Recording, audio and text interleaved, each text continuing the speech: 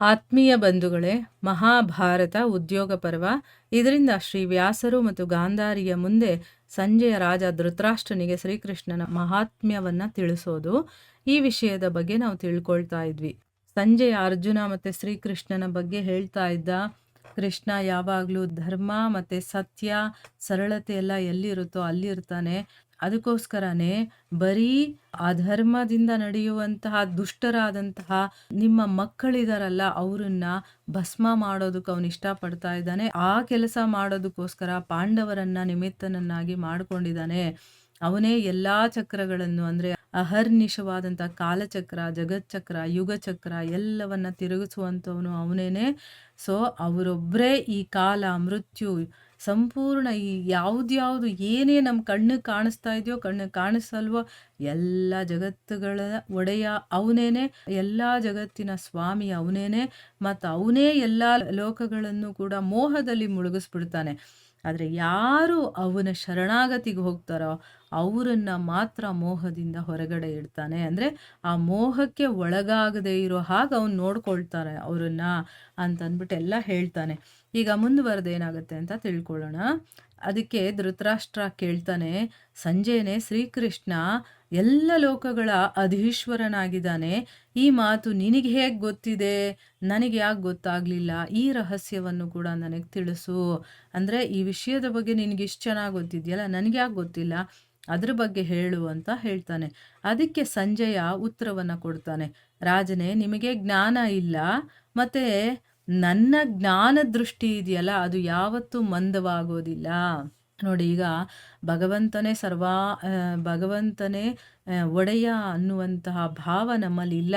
ಈಗ ನಾವು ಆ ಮೋಹಕ್ಕೆ ಒಳಗಾಗಿ ನಮ್ಮಲ್ಲಿ ಅಜ್ಞಾನ ಇರೋ ಕಾರಣದಿಂದಾನೇ ಇದೆಲ್ಲ ನಾನೇ ಮಾಡ್ತಾ ಇರೋದು, ಇದೆಲ್ಲ ನಂದು ಅನ್ನುವಂಥ ಭಾವನೆ ನಮ್ಮಲ್ಲಿರೋದು. ಯಾಕಂದರೆ ನಮ್ಮ ಜ್ಞಾನ ಮಂದವಾಗಿದೆ, ಅಥವಾ ಜ್ಞಾನನೇ ಇಲ್ಲ, ನಾವು ಅಜ್ಞಾನಿಗಳೇ ಆಗ್ಬಿಟ್ಟಿದ್ದೀವಿ ಅಂತ ತಿಳ್ಕೊಬೋದು. ಆ ರೀತಿ ಇರ್ತೀವಿ. ಆದರೆ ಇಲ್ಲಿ ಹೇಳ್ತಾ ಇದ್ದಾನೆ ಇವನು, ನಿಮಗೆ ಜ್ಞಾನ ಇಲ್ಲ, ಆದರೆ ನನ್ನ ಜ್ಞಾನ ಇದೆಯಲ್ಲ ಅದು ಯಾವತ್ತೂ ಮಂದವಾಗೋದಿಲ್ಲ.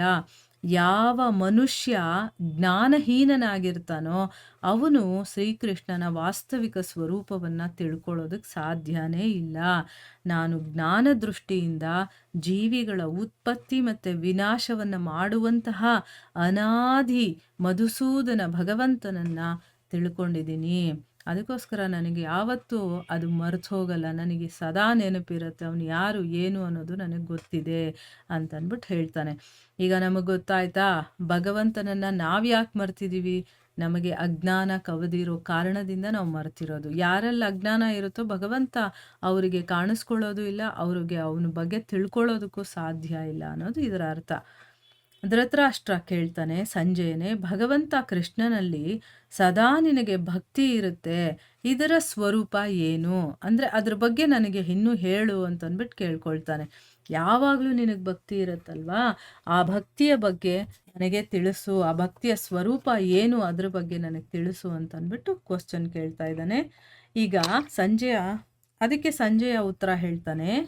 ಅದಕ್ಕೆ ಸಂಜೆಯ ಉತ್ತರ ಕೊಡ್ತಾನೆ, ಏನು ಅಂತಂದರೆ, ಮಹಾರಾಜರೇ, ನಿಮಗೆ ಕಲ್ಯಾಣವಾಗಲಿ, ಕೇಳಿ. ಅಂದರೆ ಭಗವಂತನ ವಿಚಾರವನ್ನು ಕೇಳಬೇಕು ಅಂತ ಇಷ್ಟಪಡ್ತಾ ಇದ್ದೀರಲ್ಲ, ನಿಮಗೂ ಒಳ್ಳೆಯದಾಗಲಿ, ಕೇಳಿ. ನಾನು ಹೇಳ್ತೀನಿ, ನಾನು ಯಾವತ್ತೂ ಕಪಟದ ಆಶ್ರಯವನ್ನು ಪಡೆಯೋದಿಲ್ಲ.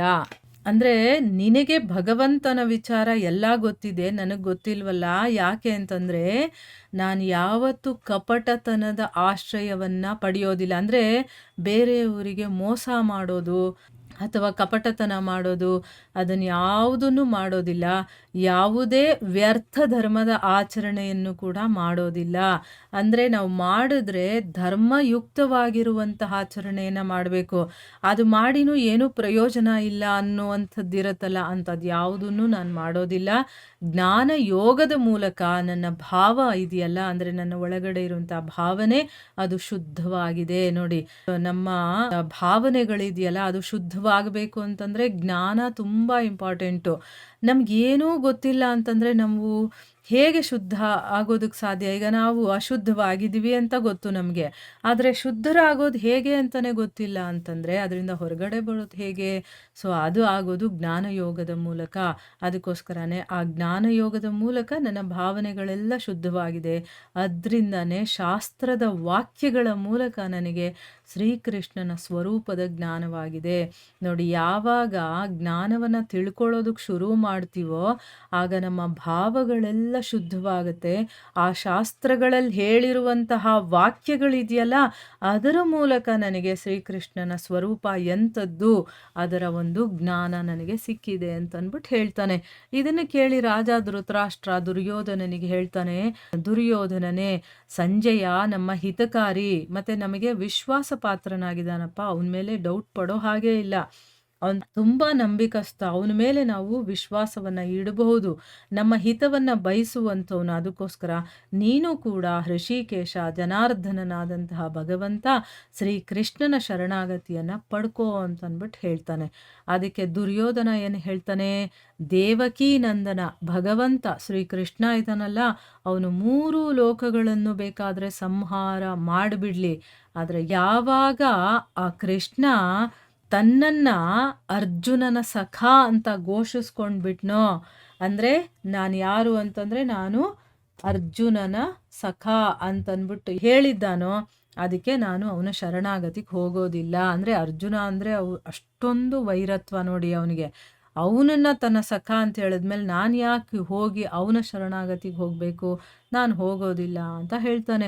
ಆಗ ಧೃತರಾಷ್ಟ್ರ ಗಾಂಧಾರಿಗೆ ಹೇಳ್ತಾನೆ, ಗಾಂಧಾರಿ, ನಿನ್ನ ಈ ದುರ್ಬುದ್ಧಿ ಮತ್ತು ಅಭಿಮಾನಿ ಮಗ ಈರ್ಷ್ಯೆಗೆ ವಶವಾಗಿ ಸತ್ಪುರುಷರ ಮಾರ್ಗವನ್ನೂ ಕೂಡ ಕೇಳಿದೆ. ಅಂದರೆ ಇವನಿಗೆ ಹೊಟ್ಟೆ ಕಿಚ್ಚು ಬಂದ್ಬಿಟ್ಟಿದೆ, ಅದಕ್ಕೆ ಇವನು ವಶನಾಗ್ಬಿಟ್ಟಿದ್ದಾನೆ ನೋಡು.